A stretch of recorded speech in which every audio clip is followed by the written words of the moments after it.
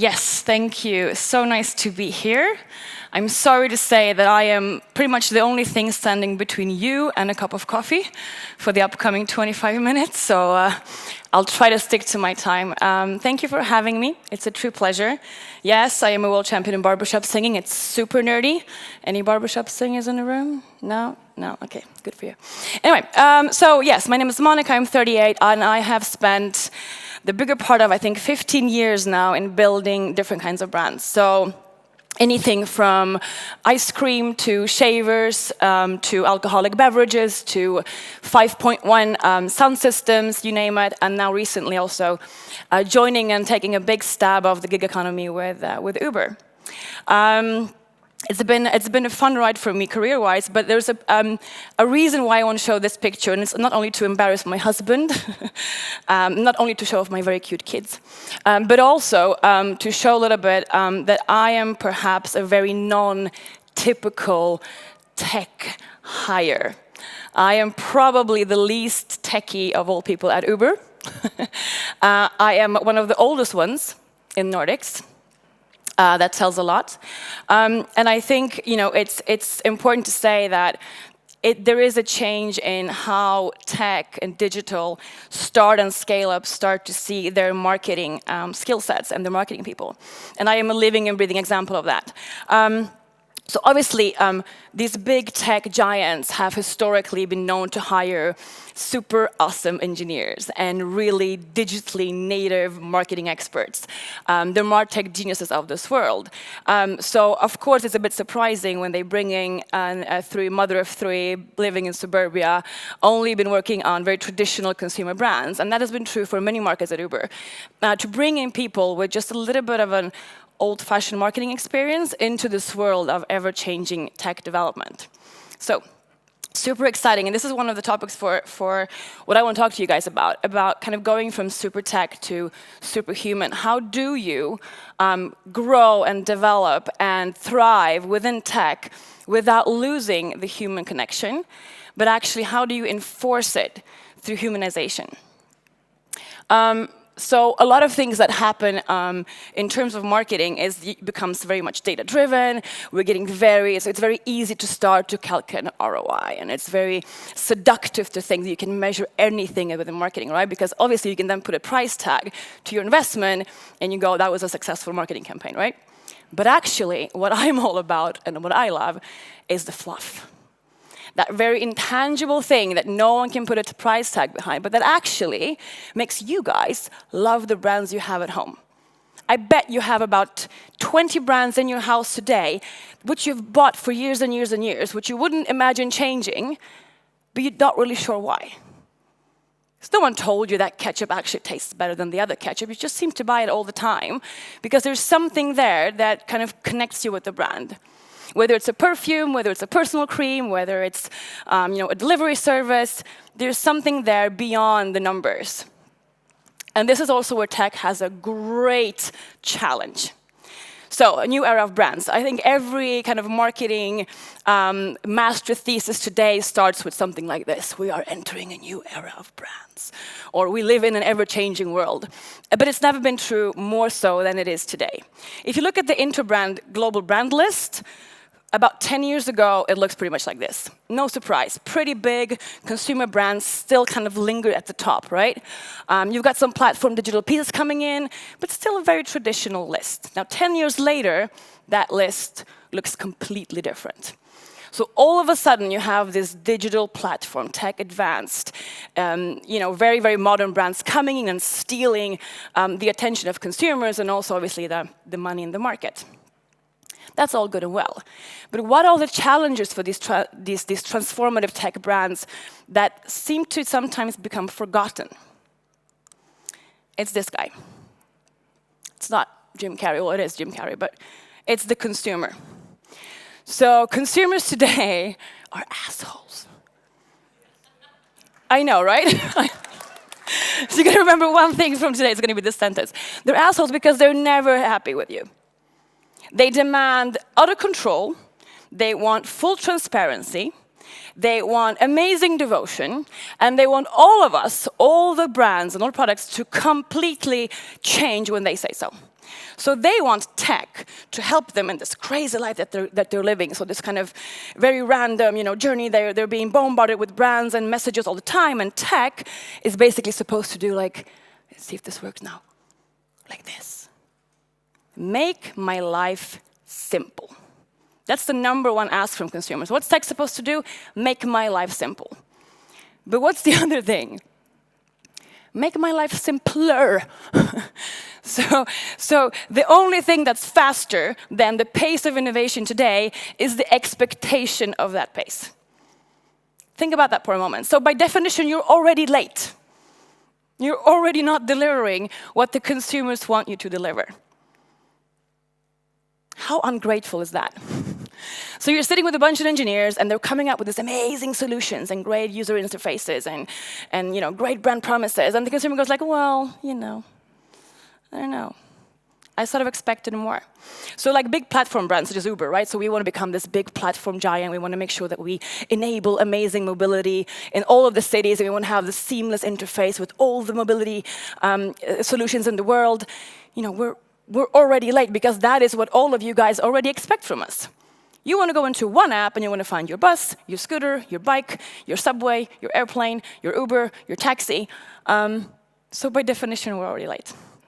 I'll give you a few more examples. I have a daughter who's 6. When she was 5, my husband gave her his smartphone, and he said, just play around with it. And then she basically opened Siri. And then she went, so anyone knows what this is? Spunnet socker in Swedish. What is that in Finnish? Exactly what he said. Okay. So she opens up Siri and she goes, "Hi Siri," and Siri goes, "Hi." And she said, "How do I make cotton candy without sugar?" Okay, my kid is weird, but fine. That was her question. Well, how do I make cotton candy without sugar? And Siri goes, "Looking up sugar on the internet." And Bella, my daughter's like, she sucks. She's like, "Dad, you can just take the phone. That person sucks." So she's 5, and she's already super disappointed at one of the most advanced digital assistants in the world. Spoiled brat, I know. Okay, another example. So I was shopping for sunglasses in the spring. And I go online, because I'm very digital, and I discover this amazing site where you can try 3D digital version of the sunglass you want to buy. How amazing is that? You just have your laptop camera, you choose the glasses, you can even swing your head, you go like, "I look good, I'm buying it." And then I thought, oh, there's another site, and then they have that brand, so I'll just go on that site and see how that looks. And I go on the site, and they don't have that function. And I get furious. What the hell? So something that I hadn't heard before, 5 minutes earlier, I had no idea it existed. I got completely taken aback how amazing that function is. And then I go to the next site and I'm pissed. Because they should have thought of that already, right? So again, not very easy to satisfy. And that is the reality. I think in every industry, in every brand, and mostly so on tech. So, for instance, at Uber, right? So we're looking at these very different mobility solutions. So we're looking at self-driving vehicles. So the tech behind a self-driving vehicle is obviously super advanced and amazing, and it's new, but it's full of uncertainty, right? So coming back to what Roger was talking about from Airbnb, what is the power of storytelling, and how can we as marketeers in these very technologically advanced brands and services do to connect with consumers outside of the tech solution? Because ultimately, this is what you guys already expect. When your children grow up, they will most likely not have a driver's license because they suck at driving cars, because we humans do. So most likely, that will be the reality. So for them, it'll be probably the most natural thing ever. But for us, when we talk about consumers, we have to link the tech to something that becomes more emotionally relevant for them than just the technology. Because soon enough, everyone was going to do this. Technology catch up. The same thing with what we're about to do, so the Uber Air piece, right? So obviously now we're talking about how to introduce air transportation of people in cities. Super techy, super new at this point, but soon enough, this will be the new reality of really big global cities. So the task from a marketeer standpoint is the fluff. And this is where it becomes really contradictory when you work in Martech, right? So on one way, you want to become a brand builder that can numerically prove the investment's right. But on the other hand, you also need to connect the story. So you need to start to tell the story with these tech brands that spans beyond the tech. Because if you don't care about a brand, you just exchange it. I mean, you've all heard about Switch, right? So this is the marketing conundrum and the big, pig peeve of all the marketers out there. What's the brand switch? Do you switch to what? And ultimately, if you don't have an in-depth, emotional connection story to tell, even these kind of super advanced technical pieces will become obsolete because they're no longer new. So the quest for new innovation and the quest for tech cannot overshadow the need to actually tell an emotional story so that you keep using, whatever we want you guys to start using. So coming back to my background, why is this relevant now? There are a lot of brands today that have figured this out. And these are more traditional brands. These are the brands that you usually see in terms of product, right? These are brands that discovered that actually anyone can make a diaper, anyone can make a sweater, anyone can open up, a car sharing service, everyone can start recycling. Et cetera, et cetera, et cetera.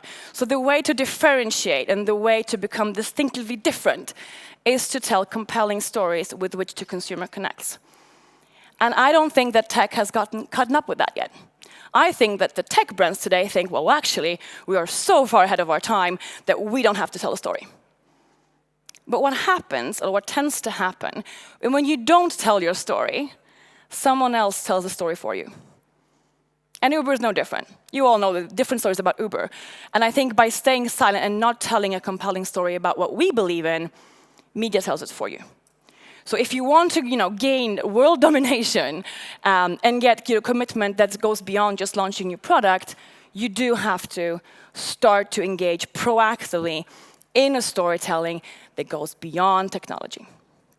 Because ultimately, and this isn't just me plotting brands, this list could look completely different, so don't quote me on exactly these placements. I did this speech once in Sweden, and Spotify was there. They're like, I don't know, we're very different. But ultimately, what it shows is, the less unique the technology becomes, the greater is the need to really humanize the brand, show the people behind the brand, and almost people at the company level even, to differentiate. So tech or no tech, you have to have the fluff. And for us at Uber, it's usually the people that drive for us, right? So it's usually the people that you as a consumer see that speak for us. So we call them basically our marketeers. So whether it's couriers, whether it's driver partners, and what we're trying to do, especially here in the Nordics, is to try to explain why we do the things we do. So again, back to what you were saying earlier, back to kind of the why of everything. Why do we bother? Yeah, we want to make money, that's great, but also we want to create job opportunities, and we want to make sure that your life becomes simpler. So we try to scope up a few kind of emotionally relevant stories, and one of the ones that got really great traction for us and that we feel very proud about is one clip I want to show you, and it's about this guy. So if you're ever in Stockholm, and if you order an Uber, because you order an Uber, of course, right? You might run into this guy. Mina stora syster sa till mig, flytta härifrån. Du kommer inte att överleva. Jag har 2 barn och det känns så tomt när han är inte hemma faktiskt. Så jag saknar honom. Här står mitt namn.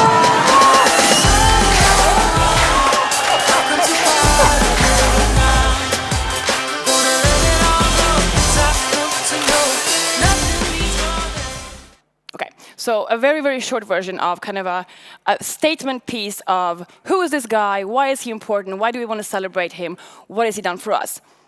In none of these frames, there's a longer version of this, do we say anything about user interface? Or the fact that we have this and that launching, or that we're integrating this and that function, or that we're so advanced technologically, because that is not the point. Because that is, again, what you already expect from us to do. So I do encourage all the brands that kind of dare to stick to traditional storytelling, even when marketing and producing and selling technological brands. Because when you put up something like this on the air, That is where you get the conversation going. Who is this guy? How long has he been working for? How is he doing today? How old is he? How does his family look like? Why does this type of work for him? Rather than, how does the app look? What is the visual expression of the service towards me as a consumer? So hopefully, these kind of things will connect to consumers better and make them stay when other competitors tend to do the same technologically wise. So in a nutshell, what I'm hoping to get across is, instead of looking at brilliant tech as the center of everything that you do, and then dress it up with occasional fluff to make it sound good, you start with the purposeful fluff. You go back to the why, so Simon Sinek, start with the why. Why is it important? Why do we do the things to do? What differentiates us on an emotional level?